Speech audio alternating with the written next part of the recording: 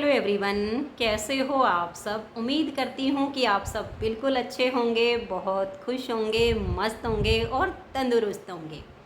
आप सभी का आपके अपने चैनल एसके ब्लॉग्स में बहुत बहुत स्वागत है। तो फ्रेंड्स, सबसे पहले आप सभी को मेरी प्यार भरी राधे राधे। आप सभी के लिए अपने श्यामा श्याम के श्री चरणों में यही प्रार्थना करती हूँ कि प्रभु आप सभी को अच्छा स्वास्थ्य दे, आप सभी की सारी मनोकामनाएं पूरी करे, आप सभी के घरों में ढेर सारी खुशियाँ आए, आप सभी की भक्ति बढ़े, श्यामा श्याम के श्री चरणों में आप सभी का प्रेम दिन पे दिन बढ़े। यही मैं ठाकुर जी के चरणों में प्रार्थना करती हूँ। और आज जो हमारा टॉपिक है वो ये है कि एक मेरी बहुत ही प्यारी सी सब्सक्राइबर है जिन्होंने बहुत ही प्यार भरा कमेंट्स किया कि दी आप जो है आरती बैठ के कर रहे हो, क्योंकि कल शाम के 7 बजे जब मैंने श्यामा श्याम की आरती की तो मैंने एक शॉर्ट वीडियो मतलब उसमें से बना ली थी और वो शॉर्ट वीडियो मैंने आप सबके साथ शेयर की। तो उसी पर उन्होंने कमेंट्स किया कि दी आप बैठ के आरती कर रहे हो, लेकिन मैंने सुना है कि आरती तो खड़े होके करना चाहिए, मतलब क्या ये ठीक है। और इस तरीके का उनका क्वेश्चन था।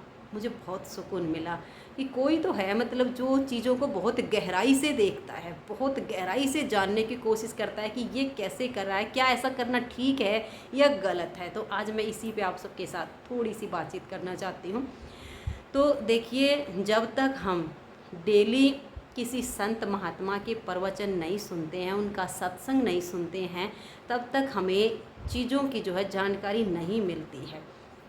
और जो ऐसे ही अनाप शनाप जो आजकल क्या है ना कि इतनी यूट्यूब पे वीडियो भरी पड़ी है जिसका कोई अंत नहीं है, जिसका कोई अंत नहीं है। किसी में डराया जाएगा, अगर आपने ऐसे लड्डू गोपाल की सेवा की तो अनर्थ हो जाएगा, आपने ऐसे पूजा आरती की तो अनर्थ हो जाएगा। तो मैं उन सब से पहले ये पूछना चाहती हूँ, जब हम भगवान की सेवा करते हैं, दिल से पूजा आरती करते हैं, ठाकुर जी को अपना बेटा बनाया है, तो क्या वो हमारा अनर्थ करेगा? बिल्कुल भी नहीं करेगा। अब रही बात ये, जैसे कि बहन ने पूछा कि आप बैठ के आरती करते हो, तो आरती तो मैंने सुना कि खड़े होके करते। तो बहन, ये जो नियम होते हैं ना, ये मैंने साधु संतों के मुखारबिंद से ही सुना है कि ये सारे जो नियम होते हैं ना, ये मंदिर के ठाकुर जी के लिए होते हैं। अपने घर के ठाकुर जी के लिए ये नियम लागू नहीं होते हैं। घर के ठाकुर जी यानी अपने ठाकुर जी, तो अपने ठाकुर जी को हम अपनी व्यवस्था के अनुसार ही सारे काम करेंगे। अब देखो, मंदिर में क्या होता है, मंदिर में जो हमारे ठाकुर जी होते हैं वो बड़े होते हैं, तो वो खड़े हैं वहाँ पे, और उनका जो सिंहासन होता है जहाँ हम होते हैं, वो हमारा ये वाला जो हिस्सा होता है ना, पेट की सुंडी का जो हिस्सा था, इससे ऊपर वो विराजमान होते हैं। तो उनकी जो आरती होगी वो खड़े होकर होगी। लेकिन अब हमारे घर में ऐसा मंदिर नहीं होता है कि हम अपने ठाकुर जी को जो है ऐसे बिठाएं। और हमारे छोटे से लाला हैं, अगर हम इतनी ऊंचे उनको बिठा दें और मेरे लाला का खेलने का मन करे तो वो इतनी ऊंचे से कैसे उतर कर आएगा? वो गिर जाएगा यार, उसको चोट लग जाएगी। ये भाव होता है अंदर का। जब ये भाव होते हैं ना हमारे ठाकुर जी के लिए, तभी हमारी सेवा, हमारी पूजा सफल होती है। जब हम ठाकुर जी को केवल पीतल की मूर्ति, पत्थर की मूर्ति मानते हैं तो वो मूर्ति ही होती है, वो ठाकुर जी नहीं होते हैं। ठाकुर जी तब होते हैं जैसे कि हमारा छोटा बच्चा होता है, हम कितनी केयर करते हैं कि अरे बेड पे अकेला नहीं छोड़ना है, बच्चा गिर जाएगा, चोट लग जाएगी, उसे ऊंचाई पर ऐसे क्या हम उसको ऐसे स्लेब के ऊपर बिठा देंगे? बच्चे को अकेले को लगेगा ना, बच्चा गिर जाएगा। ठीक उसी तरह से हमारे ठाकुर जी हमारे लाला हैं, हमारे प्यारे से गोविंद हैं, तो वो गिर जाए, उनको चोट लग जाए तो हम अपने हिसाब से अपने जैसे बच्चे को रखते वैसे रखते हैं। तो अब इतना मतलब हम उसका ऊंचा सिंहासन नहीं लगाएंगे अपने बाल गोपाल का। तो फिर जब हम जो पूजा आरती करते हैं, ठाकुर जी का सिंहासन हमसे ऊपर होता है और हम उसके नीचे होते हैं। तो मैंने एक बड़ी सी जो चौकी है ना, मुड्डी जिसको बोलते हैं, उसके ऊपर लाला का जो है सिंहासन मैं लगाती हूँ, ताकि लाला का खेलने का मन भी करे तो वो आराम से उसके ऊपर से उतर सके। ज़्यादा ऊंचाई नहीं बनाती हूँ। फिर ज़मीन में आसन बिछा के मैं बैठ जाती हूँ। तो यानी लाला का जो सिंहासन आता वो मेरे इस हिस्से पर आ जाएगा। अगर मैं अब खड़ी होकर आरती करती हूँ तो मतलब क्या रह जाएगा उस आरती का? लाला तो नीचे और मेरी आरती ऊपर, तो ये नहीं हो पाएगा ना। तो हम अपने लाला की आरती उतार रहे हैं ना। और देखिए, ये आरती का भी भाव होता है। मैं अपने लाला की जब आरती उतारती हूँ ना, तो कभी भी उसे भगवान मान के उसकी आरती नहीं करती हूँ मैं लाला की आरती करती हूँ कि मेरे लाला को किसी की नज़र ना लगे भाई, मेरे लाला को कोई भी बुरी बला उसको ऊपर ना आए भाई। मेरा लाला है, मेरा छोटा सा कान्हा है, मेरा भाव ये है। अब बाकी का भाव सबका अलग अलग होता है, किसी का सखा भाव होगा, किसी का जो है प्रियतम का भाव होगा, किसी का, मेरा तो मेरे पुत्र का भाव है, मेरे छोटे से लाला का भाव है, मेरी छोटी सी लाडली है। तो भाई मैं उसी भाव से इनकी भगवान के हिसाब से पूजा नहीं करती हूँ, ना ही भगवान मान के मैं इनकी सेवा करती हूँ।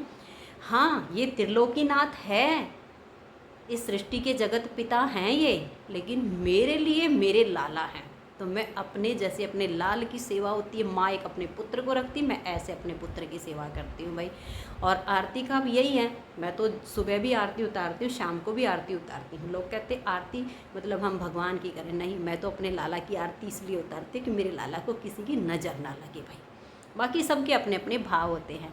तो मैंने ये सब बातें जो है, जैसे भाई ये मंदिर के ठाकुर जी के लिए नियम होते हैं, इतने बजे ठाकुर जी को शयन कराना है, इतने बजे आरती करनी है, इतने बजे उठाना है, इतने बजे भोग है, ये सब मंदिर के नियम होते हैं। लेकिन घर के ठाकुर के लिए अपने हिसाब से नियम होते हैं उसके। जब हम अपने इस हिसाब से ठाकुर जी को अपना बेटा, अपना भाई, अपना दोस्त, सखा, प्रियतम मान के जब उसकी सेवा करते हैं ना, तो साक्षात वहीं पर होते हैं। आपके भीतर कोई भी दुख हो, पीड़ा हो, कुछ भी हो, जब आप उसको बोलोगे ना, आपको एहसास होगा कि हाँ उसने मेरी बात सुनी है, उसने मेरी बात को सुना है और वो आपकी समस्या हल होगी। ये मैं आपको कहती हूँ, क्योंकि अनुभव होता है जीवन का, और जीवन के सारे अनुभव कहे नहीं जाते हैं, उनको महसूस किया जाता है। तो देखिए, पहले भी मैंने आप सबको अपने लाडली लाल के स्टार्टिंग में दर्शन कराए हैं, और मैं अपने पास ही रखती हूँ अपने लाला को, मैं जहाँ भी जाती हूँ। ये देख लीजिए आप एक बार फिर मेरे लाला के दर्शन कीजिए। ये देखो, ये है मेरे श्यामा श्याम, जो कि हरदम मेरे साथ ही रहते हैं। अगर मैं अपने कमरे में आती हूँ जब काम करके, तो मेरे साथ ही मेरे बेड पर रहते हैं, इसी कमरे में मेरे श्यामा श्याम सोते हैं। ये नहीं होता कि मैं इनको मंदिर में अलग से कभी भी नहीं सुलाती हूँ। क्यों? क्योंकि मेरा भाव होता है कि मेरे जो छोटे से लाला है ना भाई, अकेले डर जाएंगे, उनको नींद नहीं आएगी, जहाँ मैं सोती हूँ वही मेरे लाला सोते हैं। तो ये होता है भाव का। तो आप ये मत सोचना, देखो ठाकुर जी कितने प्यारे लग रहे हैं ना मेरे कन्हैया। देखो, अगर आप भाव से देखोगे ना, तो आपको इसका मुस्कुराता हुआ चेहरा नज़र आएगा। ठीक है, तो ये हमारे लाला है, यहीं पर मेरे साथ ही बैठे होते हैं। तो जो हम आरती करते हैं ना वह ना, इस चीज़ को बिल्कुल भी अपने मन में मत लेके आना कि आरती तो खड़े होके की जाती है, बैठ के नहीं। आप बैठ के कीजिए अपना। देखिए, आपका जो मंदिर है वहाँ पर अपने ठाकुर जी को इस हिसाब से विराजमान कीजिए कि छोटा सा लाला है, कहीं उधर से खेलते टाइम जब ये आएगा, गिर जाएगा, चोट लग जाएगी बच्चे को, तो ज़्यादा ऊंचाई पर उसको ना बिठाओ, सुविधा के अनुसार बिठाओ कि जब उसका मन करे वो खेलने के लिए उतरे। और जब आप पूजा करते हो, तो अगर ऐसी जगह है, सिर्फ पूजा करो इतने टाइम पे, आपका मंदिर ऐसा है, वहाँ पर बिठा के आरती करा के फिर अपने लाला को दूसरी जगह पे विराजमान कराओ, क्योंकि यार इतनी ऊंचाई से वो गिर जाएगा। और ऐसा नहीं है तो जैसे मैंने बैठ के दिखाया था वीडियो में, और एक टोटली वीडियो भी बनी हुई है, वो मैं शेयर नहीं कर पाई हूँ। फिर सोचा कि चलो आज मैं इसी टॉपिक पर वीडियो बना लेती हूँ। उसमें मैंने वॉइस ओवर नहीं की है, वो तैयार हो जाएगी तो वो भी शेयर कर दूँगी आपके साथ। तो आप भाव से पूजा कीजिए, चाहे बैठ के कीजिए, चाहे जैसे मर्जी आए कीजिए, क्योंकि भगवान ना तो हमारी आरती के भूखे हैं, ना हमारे पदार्थों के भूखे हैं कि भी हम भोग लगाते हैं। ठाकुर जी को इनकी आवश्यकता है? कतई आवश्यकता नहीं है। ठाकुर जी भाव पाते हैं, हम किस भाव से उसको खिला रहे हैं, किस भाव से उसको सुला रहे हैं, किस भाव से उसको जगा रहे हैं। अब जगाने का भी ये होता है कि बहुत से घरों में ऐसा होता है कि वो लाला को सुबह जल्दी जगा देते हैं, लेकिन मेरा भाव ये होता है कि मेरा छोटा बच्चा है, मैं 8 बजे जगाती हूँ अपने लाला को। 8 बजे से पहले तो बिल्कुल भी नहीं जगाती मैं, क्योंकि मुझे लगता है कि इसकी नींद पूरी नहीं हुई है, अभी मैं इसको सोने देती हूँ, तो मैं उसको 8 बजे जगाती हूँ। तो ये जो हमारा जगाने का, उठाने का, ये जो भी है, ये मैंने संत महात्माओं के मुखारबिंद से सुना है कि घर के ठाकुर हैं तो घर के हिसाब से आप उसकी सेवा कीजिएगा। और जब अपना लाला ही बना लिया है तो फिर ना कोई नियम है, ना कोई कुछ भी नहीं है। ये भी मैंने संत प्रेमानंद जी महाराज, पूजनीय महाराज जी हैं, उनकी एक एकांतिक में एक बहन ने सवाल किया था कि मैं अपने बाल गोपाल की जो है पीरियड में सेवा कर सकती हूँ। तो उन्होंने सबसे पहले एक बात पूछी थी, पहले ये बताओ बाल गोपाल को आपने अपना क्या माना? तो उन्होंने कहा कि मैं तो अपना पुत्र मानती हूँ। तो इतना ठहाका लगा के हंसे थे गुरुदेव। उन्होंने कहा था फिर क्या बात है, जब पुत्र ही मान लिया है तो जैसे मर्जी आए सेवा करो, क्योंकि पुत्र के लिए माता का कोई नियम नहीं होता है। ठीक है, माता के लिए पुत्र सबसे पहले होता है, बाकी सब काम बाद में होते हैं। वो जो भी करती सबसे पहले अपने पुत्र के लिए करती है, तो वहाँ पर कोई नियम लागू नहीं होता है।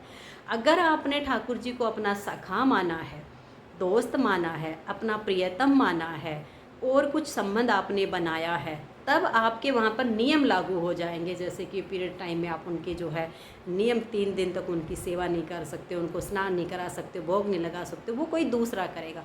तो वो संबंध के ऊपर है कि आपने संबंध कौन सा बनाया। तो मेरा संबंध तो मेरे लाल का है, मेरे पुत्र का है। श्यामा जो मेरी लाडली है, मेरी पुत्री है, तो भाई उसी हिसाब से फिर वो नियम वहाँ पे लागू होते। उस दिन मेरे जितने भी संशय मेरे दिमाग में चलते थे ना, वो सारे नष्ट हो गए। इसलिए मैं कहती हूँ किसी अच्छे से संत महात्मा के प्रवचन को डेली सुनिए, चाहे आधा घंटा, पौना घंटा, 10 मिनट, जितना टाइम लगे ना। अगर आप भक्ति करना चाहते हो, सेवा में आना चाहते हो, तो ज़रूर सुनिए। आपके दिमाग में जितना भी कूड़ा कचरा भरा होता है ना, हम जो विकार हमारे चलते हैं ना, ये नहीं करना, ये नहीं करना, ये इसको हम कूड़ा बोलते हैं दिमाग में, तो वो हमारा बिल्कुल साफ़ होता चला जाता है, शांत होता चला जाता है। तो मैं तो वही डेली 3-4 संत महात्मा हैं जो कि जिनसे मतलब कहते हैं ना, जिनको सुन के बड़ा अंदर से शांति मिले, उनको मैं सुनती हूँ। उनको सुनने से मतलब जितने भी संशय होते हैं, जो जो शंकाएँ मन में उठती हैं, वो सारी शांत होती चली जाती हैं। तो बहनों, आप बेफिक्र होकर ठाकुर जी की सेवा कीजिए। जब भगवान को हमने अपना माना है, तो फिर हमारा नुकसान कैसे हो सकता है, हमारा बुरा कैसे हो सकता है? बुरा तो तब होता है जब हम भक्ति नहीं करते, जब भगवान का नाम नहीं लेते हैं, उसको याद नहीं करते, तब तो बुरा हो सकता है, ऐसे तो नहीं हो सकता। तो बहनों, किसी को कोई बात गलत लगी हो तो क्षमा कर देना, और अच्छी लगी हो तो इस वीडियो को लाइक करके और आगे ज़रूर शेयर कर देना। मिलते हैं अगली वीडियो में, तब तक के लिए आप सभी को मेरा प्यार भरा नमस्कार, प्यार भरी राधे राधे। आप सब खुश रहिए, अपना अपना ध्यान रखिए।